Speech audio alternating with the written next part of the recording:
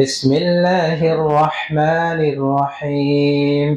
ইন্না আ'তাইনাকাল কাউসার ফাসাল্লি লিরাব্বিকা ওয়ানহার ইন্না শানিয়াকা হুয়াল আবতার। আলহামদুলিল্লাহ, সমস্ত প্রশংসা, সমস্ত গুণগান বিশ্ব জগতের প্রতিপালক আল্লাহ রাব্বুল আলামিনের জন্য, যিনি পরম করুণাময়, অতীব দয়ালু, যিনি বিচার দিবসের মালিক। দরুদ এবং সালাম বর্ষিত হোক আমাদের প্রিয় নবীজি মুহাম্মাদুর রাসূলুল্লাহ সাল্লাল্লাহু আলাইহি ওয়াসাল্লামের উপরে। সম্মানিত উপস্থিতি, আজকে আমার খুতবা আলোচনার বিষয়বস্তু হলো সূরা আল কাউসার। আজকে সূরা আল কাউসারের উপরে আলোচনা করা হবে ইনশাআল্লাহ। প্রথমত আমরা সূরা আল কাউসারের সংক্ষিপ্ত পরিচিতি জানব। পবিত্র কুরআনুল কারীমে মোট সূরা রয়েছে 114টি, যার মধ্যে এই সূরা আল কাউসার এটা হলো 108তম সূরা। এবং কুরআনুল কারীমের যে সূরাগুলো রয়েছে এগুলোকে দুই ভাগে ভাগ করা হয়, এক প্রকার মাক্কি, এক প্রকার সূরাকে বলা হয় মাদানী। তো এই সূরা আল কাউসার হলো মাক্কি সূরা, অর্থাৎ মক্কার জীবনে অবতীর্ণ হওয়া একটি সূরা। এবং কুরআনুল কারীমের সবচেয়ে বড় সূরা বলা হয় সূরা আল বাকারাকে, এবং সবচেয়ে ছোট সূরা বলা হয় সূরা আল কাউসারকে। অর্থাৎ যে সূরা নিয়ে আজকে আলোচনা হবে এই সূরাটি হলো কুরআনুল কারীমের সবচেয়ে ছোট সূরা। এবং এখানে যে কাউসার শব্দ রয়েছে, এই কাউসার শব্দের অর্থ সম্পর্কে সাহাবী আব্দুল্লাহ ইবনে আব্বাস রাদিয়াল্লাহু আনহু বলেন, আল কাউসারুল খায়রুল কাসীর। কাউসার অর্থ হলো অজস্র কল্যাণ, সীমাহীন কল্যাণ। সহিহ বুখারী 4966 নম্বর হাদিস। সাহাবী আব্দুল্লাহ ইবনে আব্বাস রাদিয়াল্লাহু আনহু বলছেন, হুয়াল খায়রুল্লাযী আ'তাহুল্লাহু ইয়্যাহু। এটি এমন একটি কল্যাণ যা আল্লাহ রাব্বুল আলামিন তার রাসূলকে দান করেছেন। সুবহানাল্লাহ। তাহলে আমরা বুঝলাম যে কাউসার এমন একটা জিনিস যেটা আল্লাহ রাব্বুল আলামিন তার রাসূলকে দান করেছেন। এবং এই কাউসার শব্দের অর্থ বাংলা ভাষায় এক কথায় অনুবাদ করা সম্ভব না, এর অনুবাদটা হবে অজস্র কল্যাণ, সীমাহীন কল্যাণ। তাহলে আমরা সূরা আল কাউসারের সংক্ষিপ্ত পরিচিতি জানলাম। এবার আমরা জানবো যে সূরা আল কাউসার আল্লাহ রাব্বুল আলামিন কেন নাজিল করলেন, এর শানে নজুল কি। মক্কার একজন মুশরিক নেতা ছিল, কুরাইশদের নেতা, তার নাম ছিল আস বিন ওয়াইল। তো এই আস বিন ওয়াইল একদিন আল্লাহ নবী সাল্লাল্লাহু আলাইহি ওয়াসাল্লামের সাথে কোনো বিষয়ে কথা বলছিলেন। তখন অন্য নেতারা আস বিন ওয়াইলকে জিজ্ঞেস করলেন যে আপনি কার সাথে কথা বলছেন। তখন ওই আস বিন ওয়াইল, কুরাইশদের নেতা মুশরিক, সে বলল যে নির্বংশ ওই লোকটার সাথে আমি কথা বলছিলাম। নাউজুবিল্লাহ। অর্থাৎ রাসূলুল্লাহ সাল্লাল্লাহু আলাইহি ওয়াসাল্লামকে এই আস বিন ওয়াইল, মুশরিক কুরাইশদের নেতা, কটাক্ষ করলো, কি বলে, যে নির্বংশ বলে। এরকম ভাবে সেই সময় যারা মুশরিক ছিল, আবু জাহল, উকবা, এরকম যারা মুশরিক ছিল, তারাও নবী সাল্লাল্লাহু আলাইহি ওয়াসাল্লামকে আত্মার লেজ কাটা, নির্বংশ বলে কটাক্ষ করত। কেন করত? মক্কার জীবনের ঘটনা। আল্লাহ রাসূল সাল্লাল্লাহু আলাইহি ওয়াসাল্লামের সন্তান আম্মা জান খাদিজা রাদিয়াল্লাহু আনহা এর গর্ভজাত প্রথম পুত্র ছিল কাসেম, সে মারা গিয়েছিল। দ্বিতীয় পুত্রের নাম ছিল ইব্রাহিম। এই ইব্রাহিম যখন মারা যায় তখন মক্কার মুশরিকরা নবী সাল্লাল্লাহু আলাইহি ওয়াসাল্লামকে আত্মার লেজ কাটা, নির্বংশ বলে তুচ্ছ তাচ্ছিল্য করে। তারা মনে করেছিল যে যদি আল্লাহ নবী সাল্লাল্লাহু আলাইহি ওয়াসাল্লাম দুনিয়া থেকে ইন্তেকাল করে দেন ওই সময়, তাহলে তার যে ধর্ম রয়েছে, দিন রয়েছে, একত্ববাদী যে দিন রয়েছে, এই দিনটা প্রচার করার মতো কোনো মানুষ থাকবে না। কারণ নবী মুহাম্মদ সাল্লাল্লাহু আলাইহি ওয়াসাল্লামের তো কোনো বংশধরী নাই। তারা এভাবে খুশি হয়েছিল যে আমরাও তো মুহাম্মদের হাত থেকে বেঁচে যাব, কেননা মুহাম্মদের কোনো পুত্র সন্তান নেই, সে মারা যাবে, তাকে পৃথিবীর সব মানুষ ভুলে যাবে। তো এই ঘটনার পরিপ্রেক্ষিতে আল্লাহ রাব্বুল আলামিন সূরা আল কাউসার নাজিল করেন, এবং সূরা আল কাউসার নাজিলের মাধ্যমে আল্লাহ রাব্বুল আলামিন তার রাসূলকে সান্ত্বনা প্রদান করেন। তাহলে সূরা ইখলাস নাজিলের, সূরা কাউসার নাজিলের কারণ হচ্ছে মূলত আল্লাহ রাব্বুল আলামিন তার রাসূলকে এই সূরাটি নাজিল করার মাধ্যমে সান্ত্বনা প্রদান করেছেন। এবার আসা যাক, আমরা সংক্ষিপ্তভাবে অনুবাদ জেনে নিব, তারপরে আমরা তাফসিরে ঢুকব। সূরা কাউসারের 1 থেকে 3 নম্বর আয়াতে বলা হয়েছে, ইন্না আ'তাইনাকাল কাউসার, নিশ্চয় আমরা তোমাকে কাউসার দান করেছি। ফাসাল্লি লিরাব্বিকা ওয়ানহার, অতএব আপনার প্রতিপালকের উদ্দেশ্যে সালাত আদায় করুন ও কুরবানি করুন। ইন্না শানিয়াকা হুয়াল আবতার, নিশ্চয়ই হে নবী তোমার প্রতি বিদ্বেষ পোষণকারীরাই হচ্ছে নির্বংশ, আবতার লেজ কাটা। আল্লাহ রাব্বুল আলামিন এই সূরাটিতে এই কথাগুলো বলেছেন। এবার আসা যাক তাফসিরে। সূরা কাউসারের 1 নম্বর আয়াত, আল্লাহ বলছেন ইন্না আ'তাইনাকাল কাউসার, নিশ্চয়ই আমরা তোমাকে কাউসার দান করেছি। অর্থাৎ আল্লাহ রাব্বুল আলামিন তার রাসূলকে কাউসার দান করেছি। এখন এই কাউসার শব্দটির ব্যাখ্যা কি? আব্দুল্লাহ ইবনে আব্বাসের ছাত্র মুজাহিদ রাহিমাহুল্লাহ বর্ণনা করছেন, হুয়াল খায়রুল কাসীরু ফিদ দুনিয়া ওয়াল আখিরাহ, কাউসার হলো দুনিয়া ও আখিরাতের অজস্র কল্যাণ। অর্থাৎ আল্লাহ রাব্বুল আলামিন তার রাসূলকে দুনিয়া এবং আখিরাতে অজস্র কল্যাণ দান করেছেন। এটাকেই বলা হচ্ছে কাউসার। দুনিয়াবী কল্যাণ কি কি আমরা এবার একটা একটা করে জানার চেষ্টা করব, সবগুলো বলা সম্ভব হবে না। 1 নম্বর হচ্ছে কালেমা শাহাদাত। যখন কোনো ব্যক্তি ইসলাম গ্রহণ করে তখন তাকে কালেমা শাহাদাত পাঠ করে ইসলাম গ্রহণ করতে হয়। আমরা যখন সাক্ষ্য প্রদান করি তখন আমরা কালেমা শাহাদাত পাঠ করি। আর সেই কালেমা শাহাদাতে আমরা কি বলি? আশহাদু আল্লা ইলাহা ইল্লাল্লাহ, আমি সাক্ষ্য দিচ্ছি যে আল্লাহ ব্যতীত সত্য কোনো ইলাহ নেই। ওয়াহদাহু লা শারীকা লাহ, আল্লাহ এক, তার কোনো শরীক নেই। ওয়া আশহাদু আন্না মুহাম্মাদান আবদুহু ওয়া রাসূলুহু, এবং আমি এও সাক্ষ্য দিচ্ছি যে মুহাম্মদ সাল্লাল্লাহু আলাইহি ওয়াসাল্লাম আল্লাহর বান্দা ও রাসূল। এই যে আল্লাহ রাব্বুল আলামিনকে এক ইলাহ হিসেবে সাব্যস্ত দেওয়ার পরে আমরা আল্লাহর রাসূলকে নবী রাসূল আল্লাহর বান্দা বলে স্বীকৃতি প্রদান করছি, এটা কিন্তু একটা কাউসারের অন্তর্ভুক্ত। 2 নম্বর কাউসার, পৃথিবীতে কোথাও না কোথাও আজান হচ্ছে না? পৃথিবীতে যেখানেই আজান হচ্ছে সেখানে উচ্চারণ করা হচ্ছে আশহাদু আন্না মুহাম্মাদার রাসূলুল্লাহ, আশহাদু আন্না মুহাম্মাদার রাসূলুল্লাহ, আমি সাক্ষ্য দিচ্ছি যে মুহাম্মদ সাল্লাল্লাহু আলাইহি ওয়াসাল্লাম আল্লাহর রাসূল। এই যে আল্লাহর রাসূলের নাম পৃথিবীর কোথাও না কোথাও উচ্চারণ করা হচ্ছে, এটাও কিন্তু কাউসারের অন্তর্ভুক্ত। 3 নম্বর, আজানের পরের দোয়া, সেই দোয়ায় আমরা কি বলি?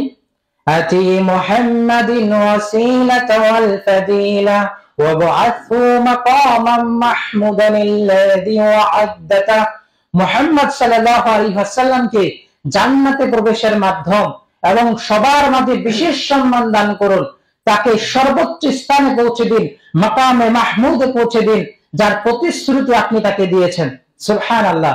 তাহলে এই যে নবী সাল্লাল্লাহু আলাইহি ওয়াসাল্লামের নাম, তার ব্যাপারে দোয়া বারবার উচ্চারণ হচ্ছে, এটাও হচ্ছে কাউসারের অন্তর্ভুক্ত।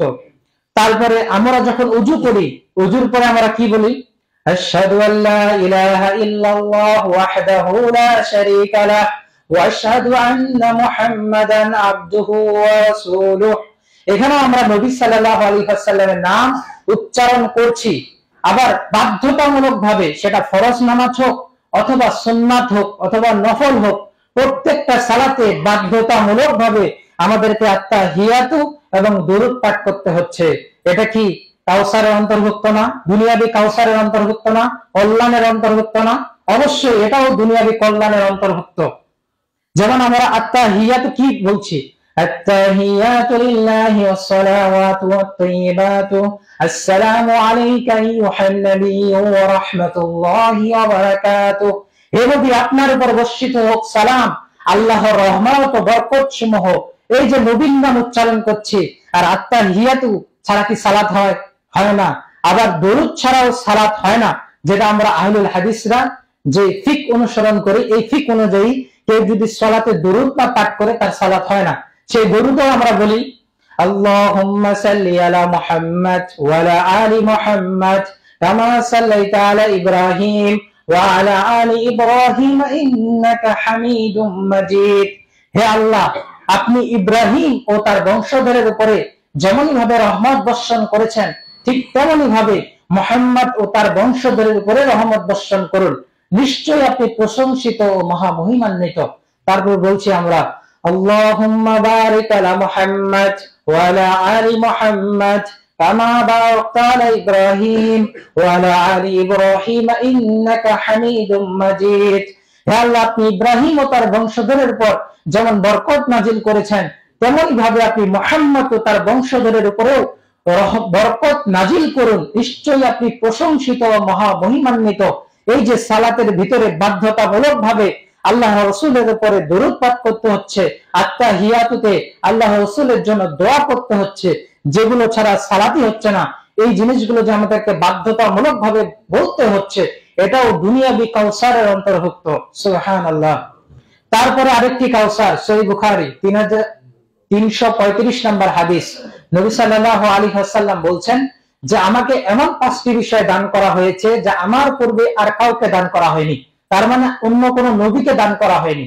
তার ভিতরে একটা কি, সমস্ত নবীকে পৃথিবীতে প্রেরণ করা হয়েছে কোন একটা সম্প্রদায়ের জন্য, কিন্তু নবী মুহাম্মদ সাল্লাল্লাহু আলাইহি ওয়াসাল্লামকে প্রেরণ করা হয়েছে গোটা বিশ্ববাসীর জন্য। সুবহানাল্লাহ। যেমন আল্লাহ বলছেন সূরা নাহলের 36 নম্বর আয়াতে, وَلَقَدْ بَعَثْنَا فِي كُلِّ أُمَّةٍ رَسُولًا أَنِ اعْبُدُوا اللَّهَ وَاجْتَنِبُوا الطَّاغُوتَ। আমি প্রত্যেক উম্মতের মধ্যেই রাসূল প্রেরণ করেছি এই মর্মে যে তোমরা আল্লাহর আনুগত্য করো এবং তাগুত থেকে নিরাপদ থাকো। তাহলে প্রত্যেক সম্প্রদায়ের নিকটে আল্লাহ রাব্বুল আলামিন সতর্ককারী প্রেরণ করেছেন, কিন্তু সেই সতর্ককারীরা ছিল শুধুমাত্র সেই সম্প্রদায়ের জন্য, কিন্তু আল্লাহর রাসূলকে প্রেরণ করা হয়েছে গোটা বিশ্ববাসীর জন্য। সূরা আম্বিয়া সূরা নম্বর 21 আয়াত নম্বর 107 আল্লাহ বলছেন, ওয়ামা আরসালনাকা ইল্লা রাহমাতাল লিল আলামিন। আমি তো তোমাকে প্রেরণ করেছি গোটা বিশ্ববাসীর জন্য রহমত হিসেবে। সুবহানাল্লাহ। তাহলে আল্লাহর নবী তিনি শুধু আরবদের নবী না, তিনি গোটা বিশ্ব জগতের নবী।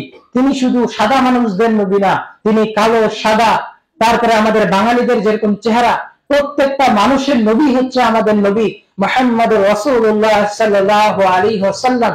এরকম ভাবে নবী মুহাম্মদ সাল্লাল্লাহু আলাইহি ওয়াসাল্লামকে আল্লাহ রাব্বুল আলামিন দুনিয়াতে অজস্র কল্যাণ দান করেছেন। তারপরে যদি চিন্তা করেন কোন মানুষটিকে নিয়ে পৃথিবীতে সবচেয়ে বেশি আলোচনা করা হয়, নবী মুহাম্মদ সাল্লাল্লাহু আলাইহি ওয়াসাল্লাম। কার জীবনী নিয়ে সবচেয়ে বেশি পাঠ করা হয়, চর্চা করা হয়, নবী মুহাম্মদ সাল্লাল্লাহু আলাইহি ওয়াসাল্লাম। তাহলে এটা কি কাউসারের অন্তর্ভুক্ত না? আর যে সমস্ত মানুষেরা বলেছিল যে নবী মুহাম্মদ যদি মারা যায় তাহলে তার নাম নেওয়ার মতো কোনো মানুষ থাকবে না, কেননা তার তো বংশধর নাই, সে তো আত্মার নির্বংশ, তাদের নাম নেওয়ার মতো কি কোনো মানুষ আছে? কোনো মানুষ নেই। কিন্তু মুহাম্মদ সাল্লাল্লাহু আলাইহি ওয়াসাল্লামের নাম নেওয়ার মতো পৃথিবীতে কোটি কোটি মানুষ আছে। যদি তার নামে একটা খারাপ কথাকে বলে কোনো মুসলমান কি চুপ করে থাকতে পারবে? চুপ করে থাকতে পারবে না। তাহলে এই যে কল্যাণ, এই কল্যাণ আল্লাহ রাব্বুল আলামিন তার নবীকে দান করেছেন, এটা দুনিয়াবি কাউসারের অন্তর্ভুক্ত। এবার আসা যাক কিছু আখিরাতের কাউসার সম্পর্কে আমরা জানবো।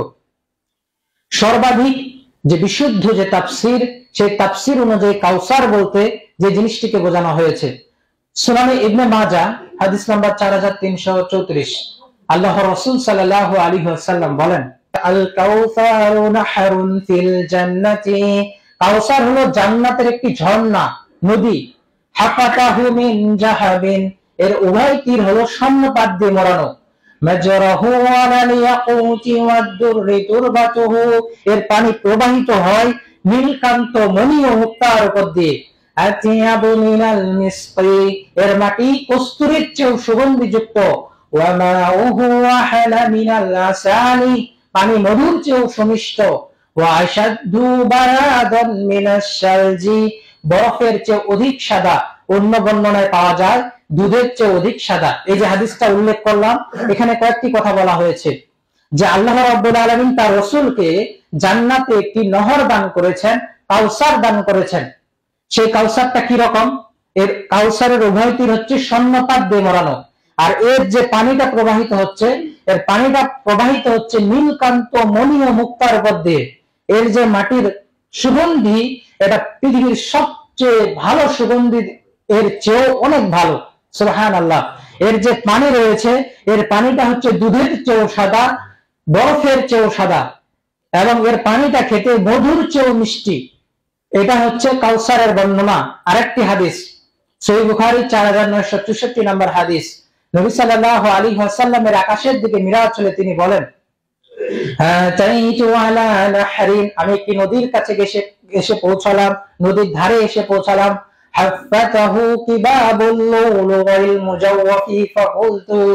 যার দূর ধারে মণিমুক্তা খচিত অসংখ্য গম্বুজ রয়েছে। আমি জিজ্ঞেস করলাম, মা হাযা ইয়া জিবরিল, হে জিবরিল এটা কি? ক্বালা হাযাল কাউসার, তিনি বলেন এটা হচ্ছে কাউসার। সুবহানাল্লাহ। তাহলে আমরা বুঝলাম এই নদীর দুই ধারে আবার গম্বুজ রয়েছে, যেগুলো স্বর্ণপাত দিয়ে মোড়ানো গম্বুজ। সুবহানাল্লাহ। এখন তাহলে একটা প্রশ্ন এসে যায়, কি প্রশ্ন? আল্লাহ রাব্বুল আলামিন তার রাসূলকে যে কাউসার দান করেছেন, এই কাউসার কোথায়? জান্নাতে। এই যে বর্ণনাগুলো দিলাম, এই কাউসারটা কোথায়? নদীটা কোথায়? জান্নাতে। কিন্তু আল্লাহর রাসূল তো আমাদেরকে কিয়ামতের ময়দানে পানি পান করাবেন হাউজে কাউসার থেকে, তাই না? তাহলে কিয়ামতের ময়দানে যে হাউস আছে, এটা তো কিয়ামতের ময়দানে থাকলো। আর আল্লাহর রাসূল যে আল্লাহ রাব্বুল আলামিন তার রাসূলকে যে কাউসার দান করেছেন, সেটা কোথায়? জান্নাতে। তাহলে জান্নাত থেকে তো এই হাউজে পানি আসবে কিভাবে? এ সম্পর্কে সহিহ মুসলিমে হাদিস রয়েছে। আবু যার গিফারী রাদিয়াল্লাহু আনহু থেকে বর্ণিত, তিনি বলেন, কুলতু ইয়া রাসূলুল্লাহ, আমি আল্লাহর রাসূল সাল্লাল্লাহু আলাইহি ওয়াসাল্লামকে প্রশ্ন করলাম, মা আনিয়াতুল হাউজি, হাউজের পাত্র কত হবে? ক্বালা, তিনি বললেন, ওয়াল্লাযী নাফসু মুহাম্মাদিন বিয়াদিহি, যার কবজায় মুহাম্মাদের প্রাণ, তার শপথ করে বলছি, সেই হাউজের পাত্র মেঘবিহীন আধার রাতের আকাশের তারকা ও নক্ষত্র রাজির চেয়েও বেশি। সুবহানাল্লাহ। তাহলে সেই হাউস থেকে নবী যে মানুষদেরকে পানি পান করাবেন, সেই হাউজের পাত্রগুলোর সংখ্যা মেঘবিহীন আধার রাতের আকাশের নক্ষত্র ও তারকা রাজির চাইতেও বেশি। সুবহানাল্লাহ। তারপরে হাদিসটিতে বলা হচ্ছে, মা আনিয়াতুল জান্নাতি, সেসব পাত্র হলো জান্নাতেরই পাত্র। মান শারিবা মিনহা, যে ব্যক্তি ওই পাত্র হতে পান করবে, লাম ইয়াজমা আখিরা মা আলাইহি, শেষ পর্যন্ত সে আর তৃষ্ণার্ত হবে না। অর্থাৎ তিনি যে পাত্র, সেই পাত্রগুলো থেকে তিনি যে পান করাবেন, এই পাত্রগুলো কথাকার পাত্র হবে? জান্নাতের পাত্র হবে। এবং এই হাউসটাতে কিভাবে পানি পড়বে? এই হাদিসে বলা হচ্ছে, ইয়াশকুবু ফীহি মিযাবান মিনাল জান্নাতি, সেই হাউজের মধ্যে জান্নাত হতে প্রবাহিত দুটি নালার সংমিশ্রণ থাকবে। অর্থাৎ জান্নাত থেকে দুটি নালা সেই হাউজের সাথে সংমিশ্রণ থাকবে।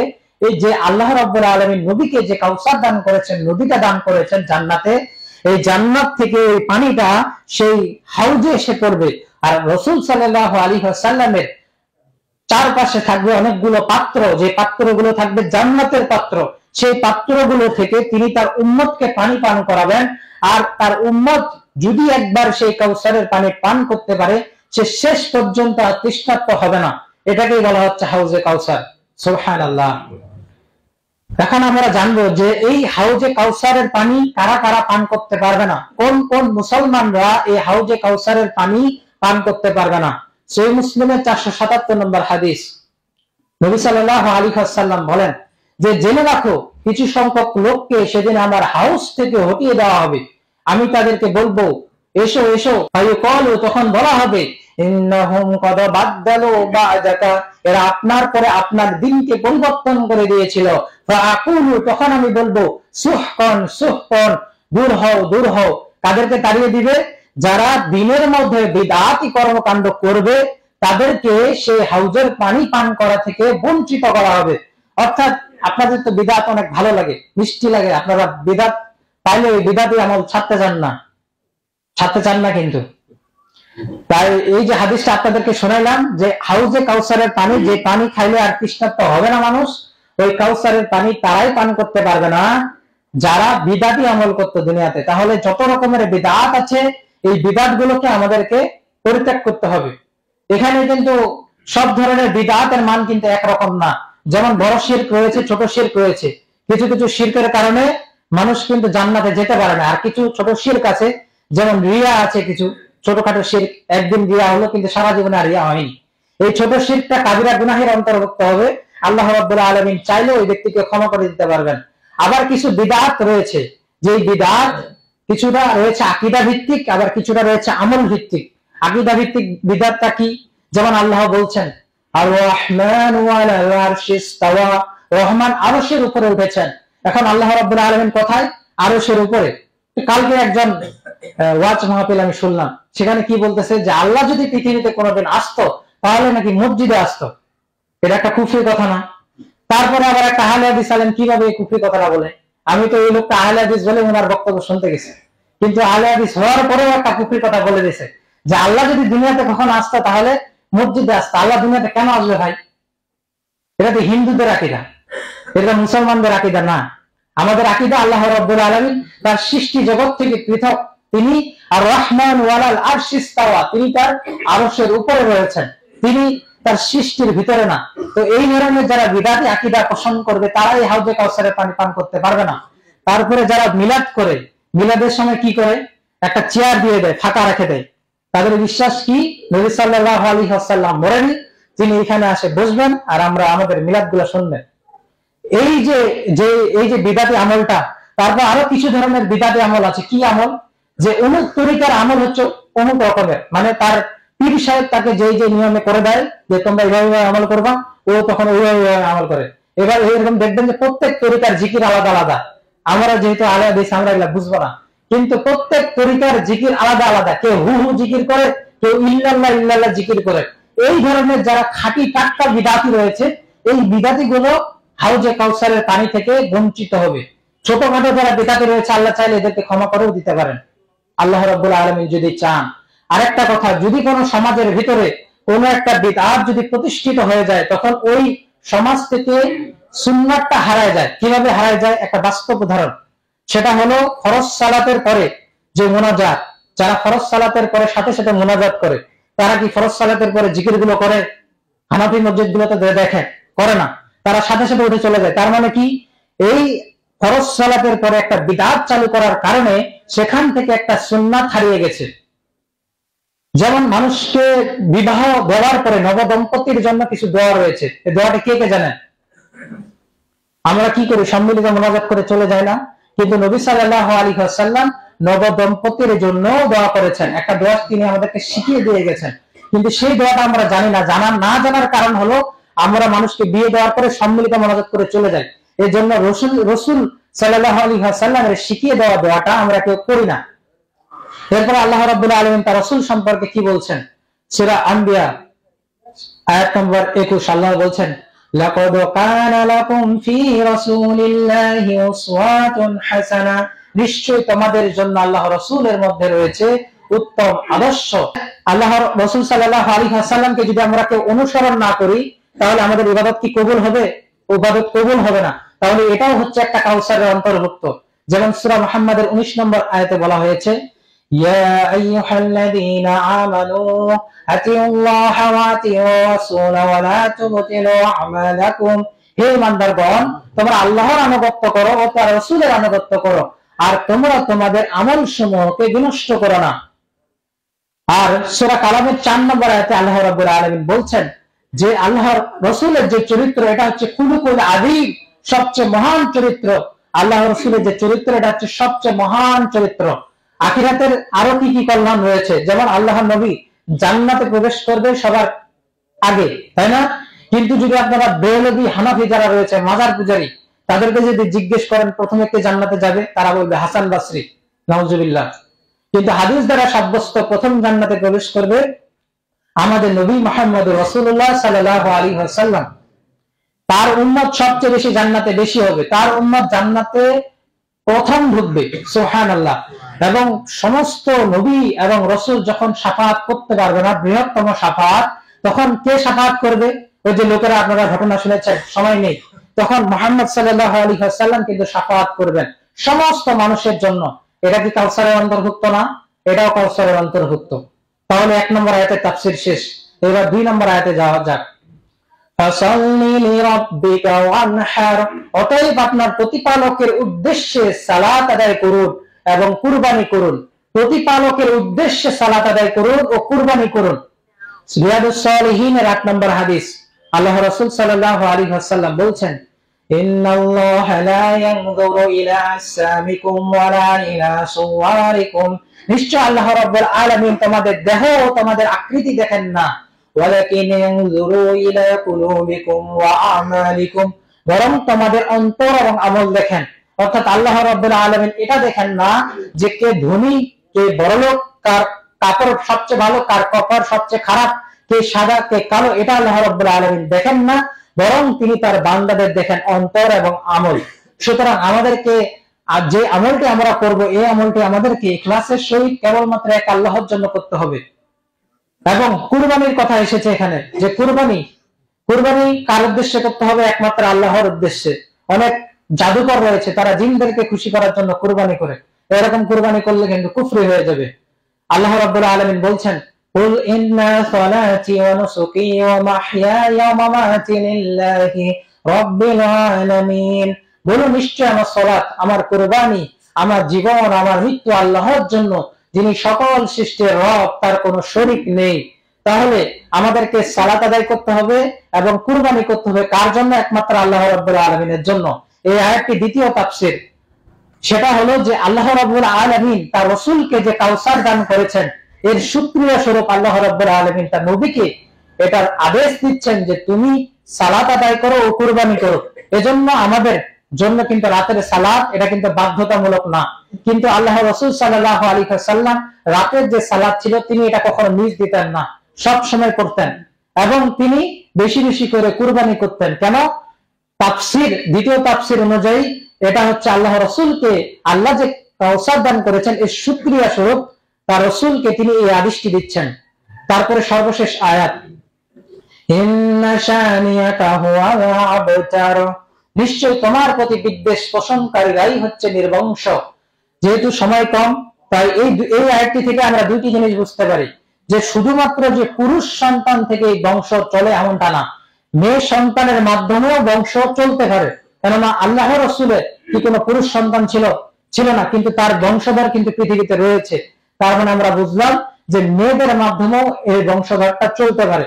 আবার আল্লাহ রাসূল সম্পর্কে তারা নির্বংশ আত্মার কেন বলতো? যে আল্লাহ রাসূল যদি মারা যায় তাহলে তার নাম নেওয়ার মতো কোনো লোক থাকবে না। কিন্তু আমরা দেখতে পাচ্ছি যে যারা এই ধরনের অপবাদ আল্লাহ রাসূলকে দিত, তাদের নাম নেওয়ার মতোই কোনো মানুষ পৃথিবীতে নাই, তাই না? অথচ আল্লাহ রাসূলের নাম সব জায়গায় উচ্চারণ হচ্ছে, তার নাম উচ্চারণ করলে আমরা কি বলছি? সাল্লাল্লাহু আলাইহি ওয়াসাল্লাম। তাহলে এটা অবশ্যই তার জন্য একটি কাউসারের অন্তর্ভুক্ত।